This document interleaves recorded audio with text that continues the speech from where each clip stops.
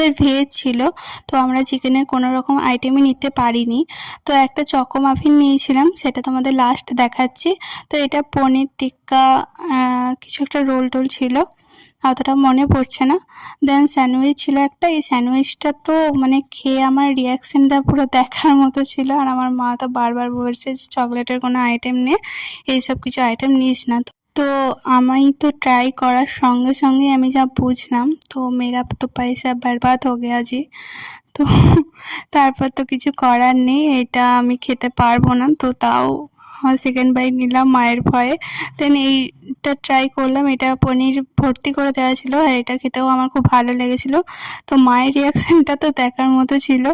তারপর আমি তোমাদের সাথে শেয়ার করবো এই মাফিনটাও আমি ফার্স্ট টাইম ট্রাই করছি। অনেক রকমের কিছু ট্রাই করেছি, এই মাফিনটা তো ফার্স্ট টাইম ট্রাই করছি আমি।